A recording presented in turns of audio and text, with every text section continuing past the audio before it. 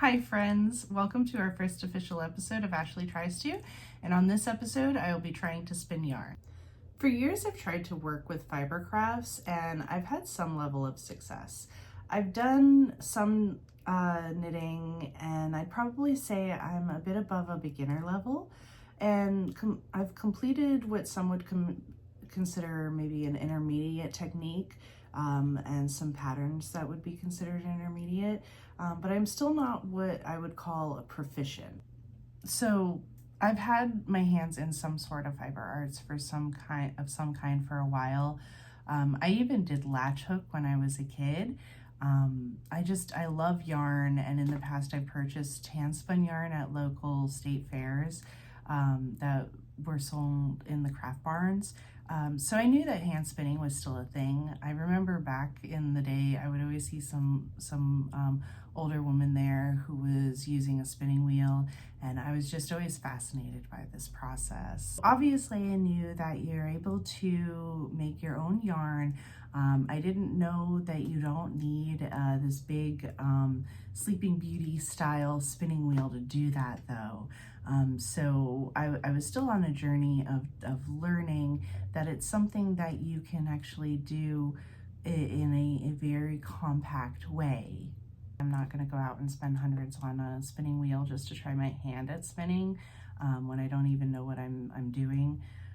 So I wasn't really getting into it still. Then a few weeks ago, I was watching a video of someone who was learning how to spin thread, and they were using a large spinning wheel. And even though that's not related completely to this topic, I will be going ahead and linking that video in the description here. I had never heard of drop spinning before, so I definitely needed to learn more. The first thing that I had to find out is, what is a drop spindle? After a quick bit of research, I learned that a drop spindle is one of the oldest ways of spinning yarn, and it uses gravity to draw the strand out as you spin the spindle. Now, I'm going to be honest, I found searching for my first spindle to be a little bit overwhelming. There was just so much out there, and even with the resources I was able to find, I was just a little lost to start out.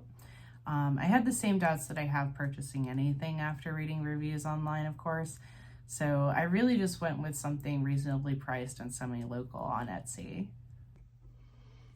All right, now as you can see, the spindle that I have is from Kromsky North America. Like I said, again, this is one that I found just that was reasonably priced on Etsy. It did come separated, so it has the whirl, the spindle rod, and then the eye hook to complete the spindle setup. So let's go ahead and get this set up.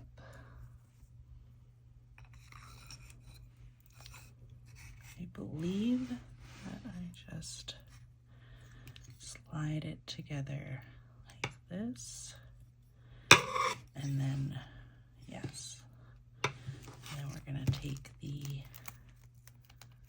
hook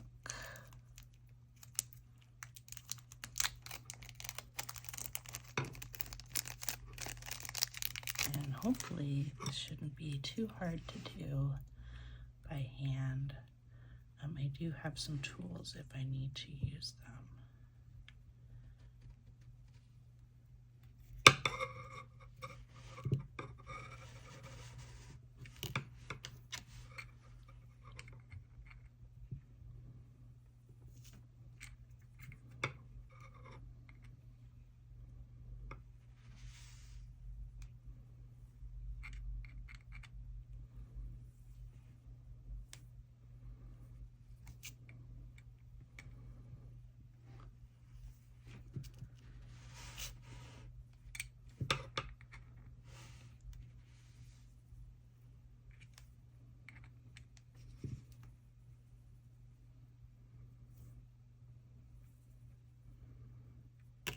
Okay, let me go ahead and get those tools and I'll get this set up and then we'll be ready to go.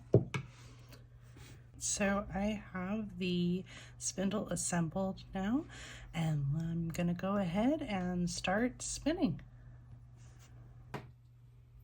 All right, so the information that I found said that you should keep your roving separate from your spindle, and that you just spin it around and get a nice twist in it. And as it's about to start to twist out, then you start to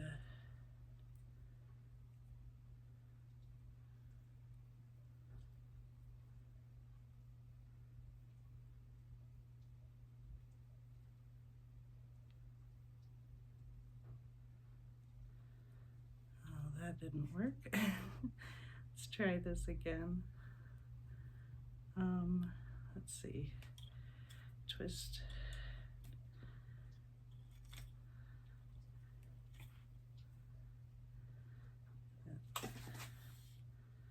Then I park it, and then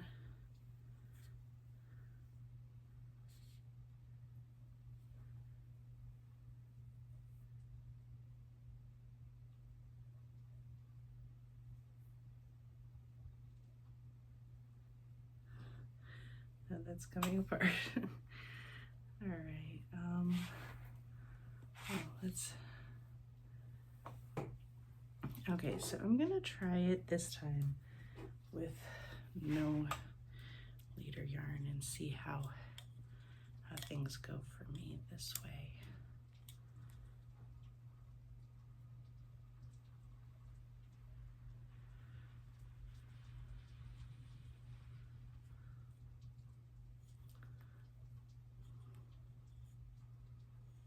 No.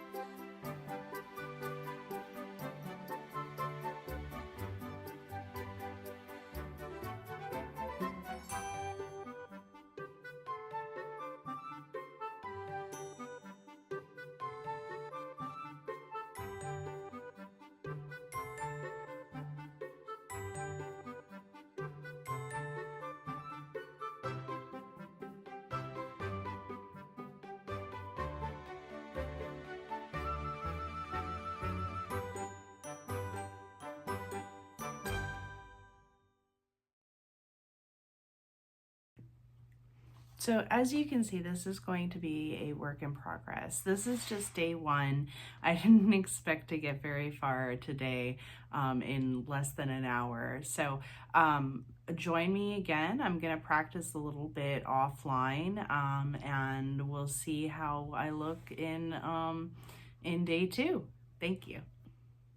All right, so it's day two, and I did do some practicing while I was offline, and I did end up with these two here balls that I've created. They're both center pole balls that I made that I was trying to ply. When I started to ply them,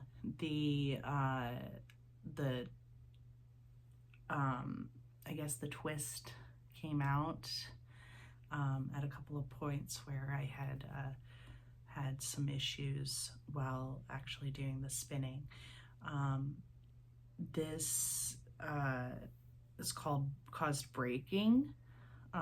So I think that I know the issue that I had with this first ball that I created was that I wasn't drafting in a even way. You can tell that's the case because if you do look at my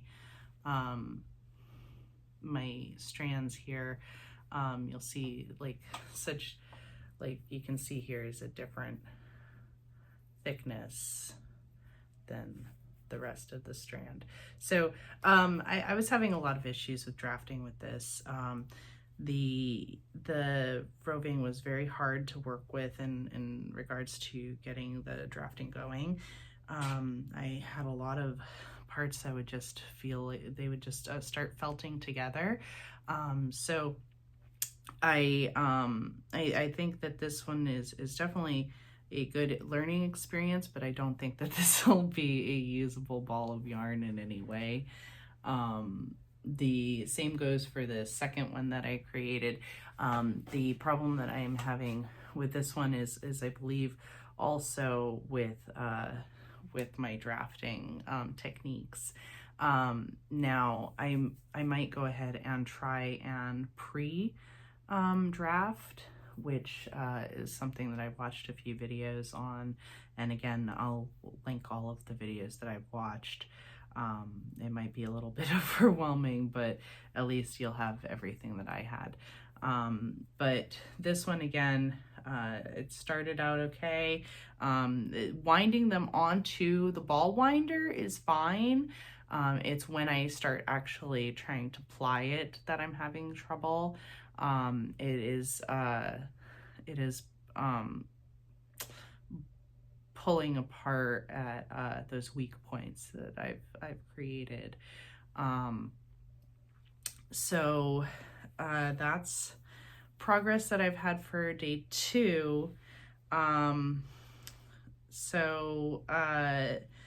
Tomorrow I will definitely try to pre-draft, and then I'll do some more spinning and see if I can get something a little bit better looking and a little bit more consistent, because as you can see, this is very inconsistent, as you can tell.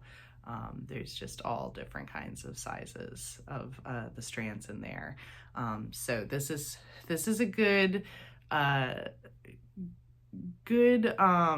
effort for less than 24 hours, I feel like. And as you can see, I did start doing a little bit more of the left remainder that I had of the gray roving, but as you can see, I'm still getting a lot of inconsistency in my strand size and my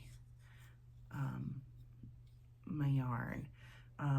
Now I think that some of that might be due to too much twist. It's hard to say being a novice, but we'll see how I do after I do pre-drafting. So yeah, stay tuned for day 3.